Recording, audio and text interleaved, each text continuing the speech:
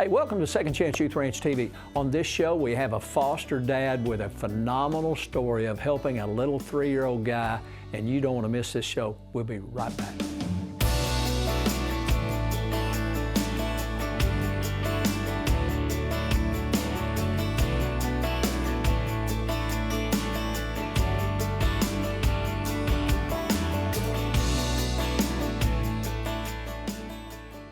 Hey, welcome to Second Chance Youth Ranch TV. I'm your host, Perry Black, and on this show we have a very special guest with a great opportunity for you to learn more about fostering, mentoring, and adopting, and how you can be involved, and that's what this show is all about. Steve, welcome to Second Chance Youth Ranch TV. Our guest is Stephen Litton, and Stephen, tell me a little bit about you. Where'd you go to high school? Where'd you grow up? I grew up in Louisiana, South Louisiana, around New Orleans area. Yeah. Moved up to Arkansas after my 10th grade year of high school, and moved up to the Conway area. My dad was teaching at UCA, which is what brought him there, and then ended up graduating from high school there in Conway way back in 1993. Way back in 93. Long time ago. That's not that far. That's not that far back. And then went off to school and ended up graduating from University of Mississippi. So I'm Louisiana, Arkansas. Did you play any sports at Mississippi or Conway? Didn't play any sports. I played some sports in high school, basketball, baseball. Yeah. Yeah, so. Graduated Ole Miss. Ole Miss. How'd you end up back in Central Arkansas then? So met a lot of really good friends. Just my few years there at Conway. Ended up back in Louisiana after I graduated from Ole Miss. Taught high school for a couple of years. What'd you teach? Let me guess. History. Biology. Biology. So, yeah, I was a biology major. Yeah. I'm going to hire you right now at ACA. Well, at that time, and maybe things haven't changed, but if you had a biology degree, you could show up and day one start teaching high school. Yeah. Yeah, because all my guys, they teach history. Yeah. All the coaches, none of them, you know, the biology, that's Mrs. Lyman. Right. So did that for a couple of years and then just kind of migrated back to Arkansas. The goal of biology, were you looking towards something in science while you were looking at graduating with a biology degree? Not at all. I went to school 2 years and I kept putting off. They told me I had to declare a major and I said, I'll do it next semester. Yeah, that's what I did. And I said, well, I'll do it next semester. And they said, no, this is it. Like, this is 2 years. You've got to do it today. So I said, well, I like science, I like the outdoors, I like biology, so I said I'll do that. I didn't know I was basically going into pre-med. There was easier things out there. I was in the room with few. They're like, "Where are you going to med school?" I go, "Med school. I'm just getting a science degree, biology degree." So anyway, it was a difficult degree, but I enjoyed it. Learned a lot. And you actually taught high school for a couple of years? Taught high school for a couple of years in Louisiana. Biology as well as pretty much any science that. They needed electives or what. Let me ask you a loaded question then. You taught high school back in, 20 Would years have been ago. Close to 2000. Yeah. 1999. Just your social observation. What changes have you noticed in young adults, high school students from 20 years ago to now? Have you staying in tune with our society? You seeing much difference psychologically, their engagement in our society or whatever? Tough to say. I mean, I guess it was kind of limited a couple of years, and if I got back in the classroom, maybe I could see a difference, or be able to judge that a little bit better. I'd have to think about that for a little bit. I mean, things have changed, obviously, with technology and cell phones, and that wasn't even an issue at that time. I think it was Coach Lou Holtz that said back in the day, former Razorback coach and Notre Dame coach, athletics was about the team, and now it's evolved to athletics is about the player. Correct. It's about me. Right. So that's kind of symptomatic in a lot of ways of our society in general. Right. So you're married? I am married. Got any idea when you got married? I'm not going to give you specifics on that. I know when I'm supposed to get the gifts and card and flowers for the anniversary, December 18th. And the trade-off on that, I'm going to go ahead and out my wife. So the reason I'm okay with saying this on camera, that I can't tell you the exact number of years on cue. Because she's not here to correct you. She's not here to correct me. However, it was either the first anniversary we got married or the second. She forgot the anniversary. Uh-oh. December 18th. And it came and went, and she didn't realize it. She's focused on Christmas probably. Correct. Yeah. So from then forward, I have plenty of credibility built up to where I'm using some of it right now. You got your stuff in your love bank, and you're making your withdrawal right now. That's right. So you've been married a while. 15, 16. Yeah, 15, 16 years. Could be 18. How many kids you got? We have 2 kids. Elijah, he's 12, and Hannah is 14. So is that 8th and 7th, or 8th and 6th? 8th and 6th. Yeah. Where do they go to school? Right here at ACA. I didn't realize at the time when I saw that you were on the agenda, I didn't realize. I just brought this because I was going to wear it during a show, and as soon as I saw you, I went, well, heck, I'm going to go ahead and put my ACA shirt on. Yeah, they've been here, both of them, since kindergarten. Since K-5? Yep, K-5. Well, my 5th grandchild's graduating this May at ACA with 60 college hours, and all of my grandchildren are graduating now this year, and they've all been here since. They actually started around 3 and a half, 4 years old in the preschool. Mm-hmm. All of them went here.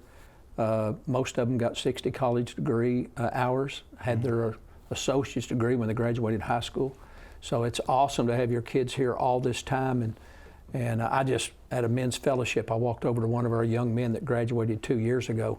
I actually got a little teary-eyed, so I try not to say too much, but I said, I'm so proud of you and your brothers. I've known them since they came to the school, little bitty, and now all 3 of them are bigger than me, which is not saying a whole lot. But just to be a part of watching them grow and blossom and make these life choices, some good, some not so good, and learn accountability, et cetera. Mm-hmm. So, but you guys are involved in fostering, and we only have about a minute left, but how did you find out, how did you get introduced to fostering? We, I guess through Second Chance Ranch, probably the first banquet we went to. 4 years ago? It was actually in Little Rock. Oh, I think gosh, the last all the way one, down. Last one in Little Rock. Yeah. And so since the kids go to the school, we rub shoulders with people maybe involved or fostering. Yeah. We go to church at Agape Church there in Little Rock. There's some crossover between here and there, and people know each other. And there's several people we know that foster there as well. All right, we're going to leave it hanging right there. We're going to come back about Agape Church, fostering, mentoring, and adoption, and we'll be right back right after this brief break. Hi there, I'm here to tell you everything you need to know about Arkansas Christian Academy. Are you ready? Okay, let's go. Our name is Arkansas Christian Academy, but most of us just say ACA around here. Our mascot is this guy. Go Knights! Founded in 2001, ACA has grown from only a few classes to having classes in pre-K all the way through 12th grade. As far as class sizes go, we were smaller on average across the board, and we use this to challenge our students academically and individually on a personal level, learning through the lens of God's Word in every subject and growing a personal relationship with Him through our amazing staff and in our daily chapel classes. For a full breakdown, check out our website at archristian.org, and feel free to explore other aspects of our school while you're there. Now, let's go outside.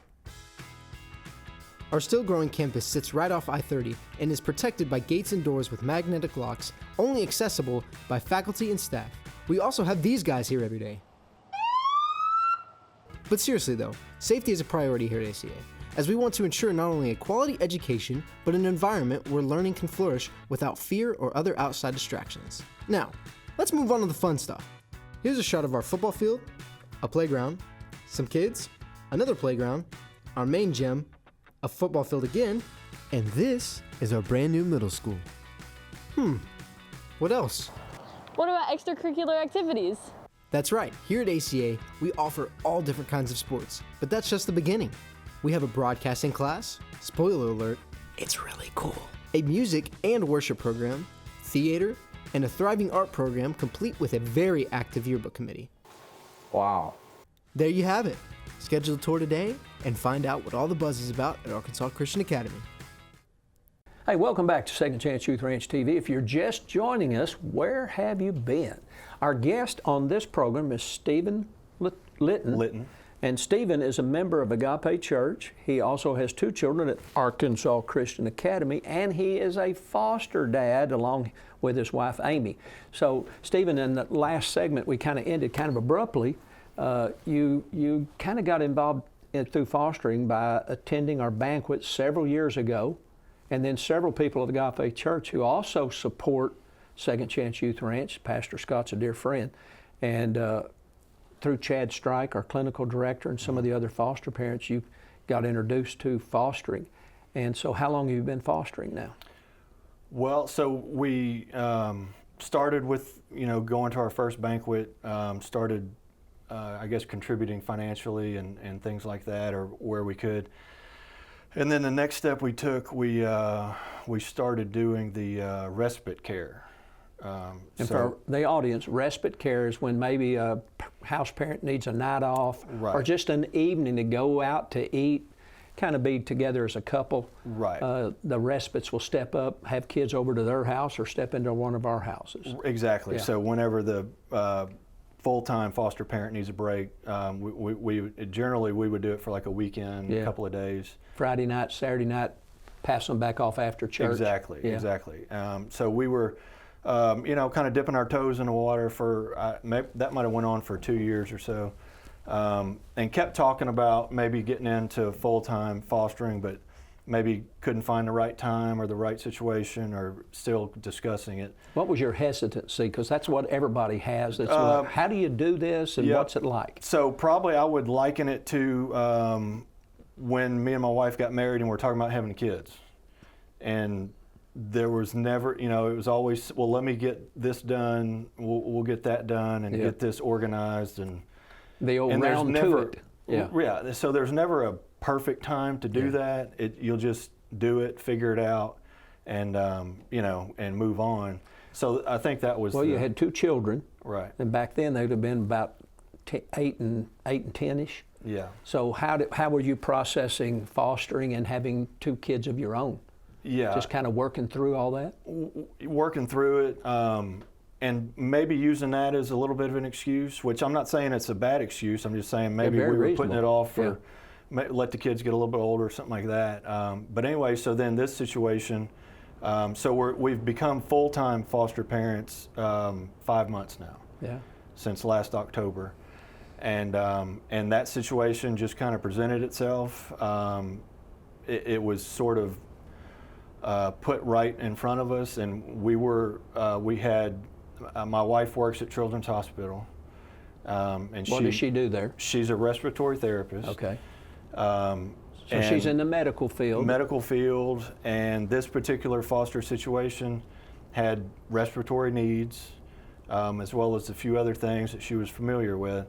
So her background really, kind of opened that door.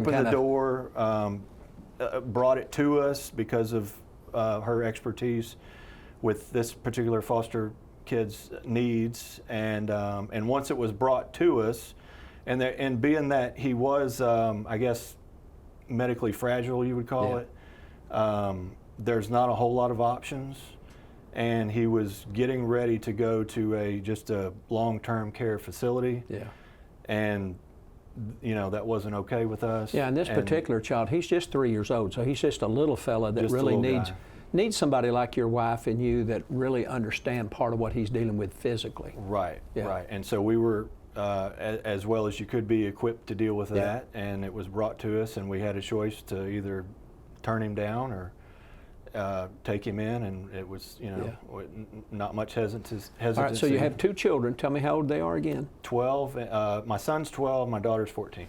And so for the last several months, y'all have had a really sweet little fella in your care. How's that impacted them, and how are they interacting with having a new little brother? So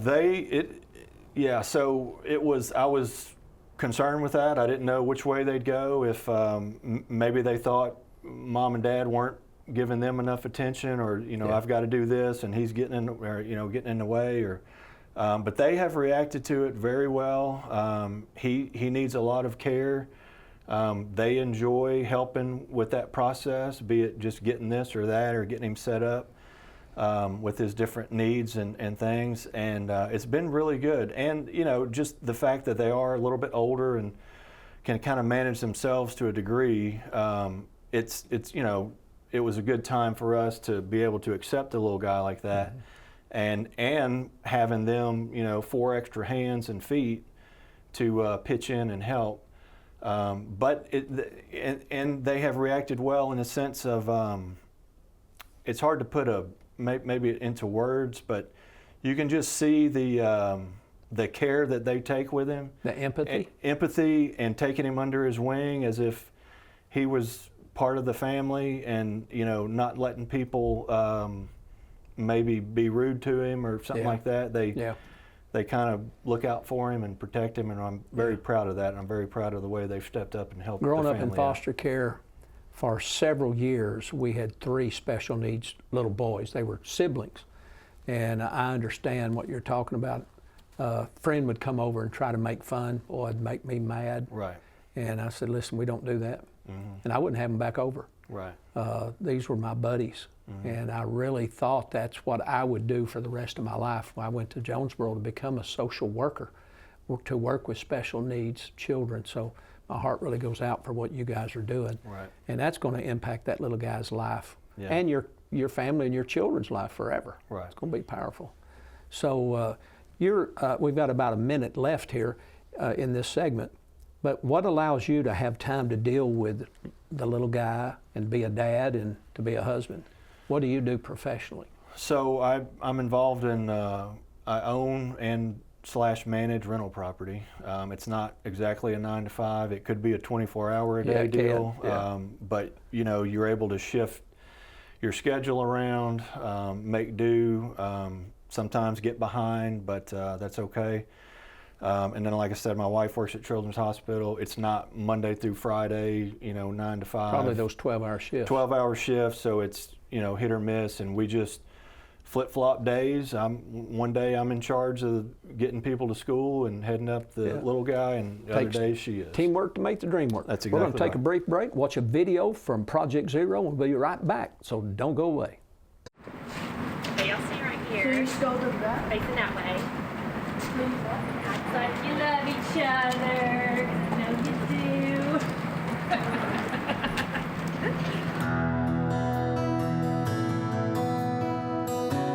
If I had one wish, I would wish to have more wishes.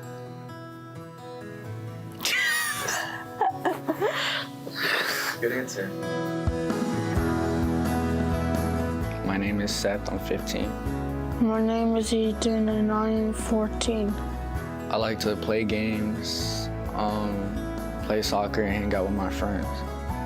I like to box, but it's too expensive. Tell me about school. Do you like school? Yes, What's your favorite subject? math. When I get older, I want to be a private lawyer that works with criminals. But I want to be a chef. I would make the world's best pizza and a cake. The world's best cake. It'll be huge like that. And if I had $1 million, I'm probably gonna invest in myself. I wanna like save up, like I don't wanna spend $1 million in like 5 seconds and then be broke.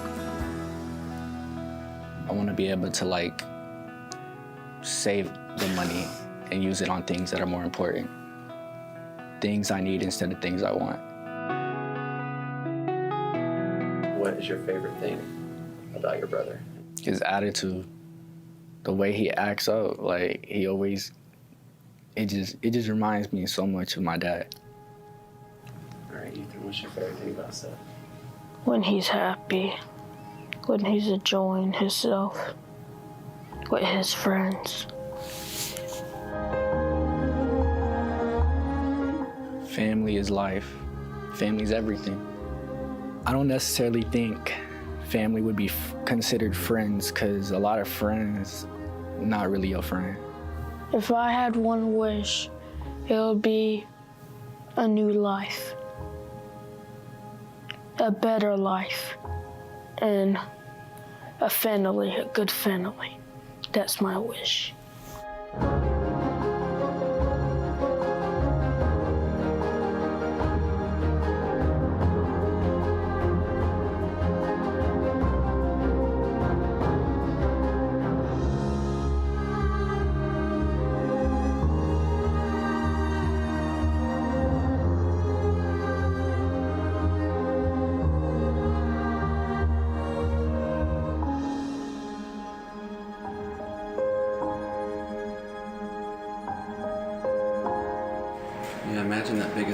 biggest pizza? Can you tell your brother a joke and make him laugh? Hey brother, you want a chicken leg? It worked on me. Hey, welcome back to Second Chance Youth Ranch TV. Those Project Zero videos are so powerful as you get to actually see a child or children that are actually praying and believing God for somebody just like you, just like Stephen and his wife Amy and their family, that just open up your hearts and open up your home, maybe just to be a respite, to step up and give a house parent or a foster parent maybe an evening or a weekend off, or maybe bring a child into your house, or contact us. We'll give you 2 or 3 children. But the thing that we will do as a placement agency is Billy and Rachel and Liz Rosso. What they'll do is they'll train you, they'll equip you, they'll put you through the process. We'll do in a matter of weeks what normally would take months. But if a child is placed in your home, we won't just give you a child and leave you out there in the wind to wing it on your own. We'll come alongside you. Our clinical director and our staff, they'll actually provide the assistance and the care. They'll visit you in your home. They'll come and do interventions. They'll do whatever they need to do to make you successful as a foster parent. Stephen, the thing that we hear from people all the time, though, is, golly, if I foster, I'm going to give my heart away, and then if the child then moves on to go back with their home or gets adopted, what about me? What we tell everybody? Those children, this little boy that you've got, they deserve a family. They deserve to be loved. They deserve to be cared for. And if that leaves a little empty spot in us and a few tears, which it will, it's worth it. Right. And so we want to encourage you to contact us, Second Chance Youth Ranch TV. Stephen, what's it been like, and what have you learned in these months, as well as being a part of supporting Second Chance Youth Ranch? What have you guys learned that maybe a viewer needs to just pray about and think about, and opening up their heart, their home, and just taking a step of faith? I guess I would say just the impact maybe that you can make. Maybe you don't think you're equipped or wouldn't be able to help in a situation. I would say that just the need is great. Yeah, it is great. And maybe you do know that the need's great. You've heard the numbers or seen the statistics. But the individual impact that you can make with receiving a foster kid into your home, and some of the our guys young enough to where we're doing doctor's visits and seeing things like growth charts, and you can actually see measurable data on his growth and development, success, and what we've been able to help him with. And even, like you're saying, even if he were to leave tomorrow or go back with it, which the ultimate goal would be reunification, and he would probably never remember me, maybe if he had a picture, maybe. And that would, make me a little sad. But I know that however long he was in our care, we helped him, wherever he ends up, we had a little part in that. Well, let me just say for the viewers, he was with you when you came into the studio. Yeah. And he didn't want to leave the room.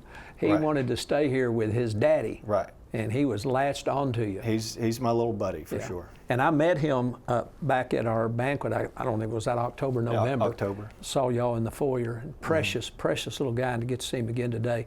And he is blossoming. Yeah. He is really growing. Yeah. And that's what we want people to understand is there are, again, let me put that, we talk statistics. There's 3 million people in the state. There's 3,000 plus children in foster care. So I don't want anybody to think that each one can help one. Each one help one, each family help one, each church help one foster child or one foster family. And that 3,000 in care will just disappear. Right. I'd love people to DCFS call and just say, you know what, we're sorry, we don't have any kids that need y'all anymore. Right. I'd go, praise God. Yeah. That means we have met the need. The problem in fostering is it's a revolving door. Kids come in care, they come out of care, but more kids come into care. Yeah. And we just need people to really prayerfully consider. We don't really ask people on this show to support us financially. They can if they want to. But what we're really on the air about is there is about 3,500 kids in foster care, 3 million people in the state, hundreds of churches.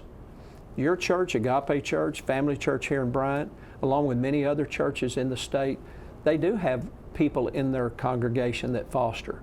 But you can have a church of 50 people.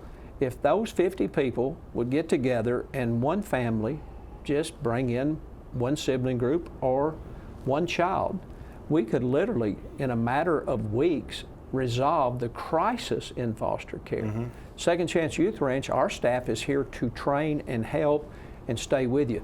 With your little guy, did you get him through our placement agency or directly from DCFS? So my wife came in contact with him while she was working at the hospital. So that was kind of what brought it to our... So since y'all took that avenue, do y'all work with Chad Strike, our clinical director, who you go to church with? Do you all work with our clinical staff? Yes. As So well? we're under the umbrella of Second Chance Ranch. Okay. Which, by the way, has been very helpful. And I would say that as encouragement, if somebody's looking to adopt, to get with a program like that, that's a good one. And there's been a ton of support. Yeah. And I mean, even, presents for the kids and just phone calls we can make to bounce things off of. Yeah. So. Yeah, it's really important. And occasionally, I don't know if y'all have done this long enough to do this yet, but occasionally all of our foster parents will get together, or just our foster dads get together, or the foster moms get together, and just encourage one another, pray for one another, and do those kind of things. And then the kids get to all play together. Right. And then the kids of the foster parents get to meet other kids who are in care or that are the kids of the foster parents. So it's a real nice thing that we're doing. As a matter of fact, I'm supposed to go look at a building this week. It's raining right now, but I'm supposed to go look at a building this week that might be a place that we have been believing God for, that has a recreational center. It has a place for us to gather for training, and I'm supposed to go look at that here next couple of days. And that's what we're trying to create, this environment where we're all working together to make a difference in the lives of kids in foster care and impacting lives just like you. Thanks for watching Second Chance Youth Ranch. God bless you. We'll see you next week right here at Second Chance Youth Ranch TV. Bye-bye.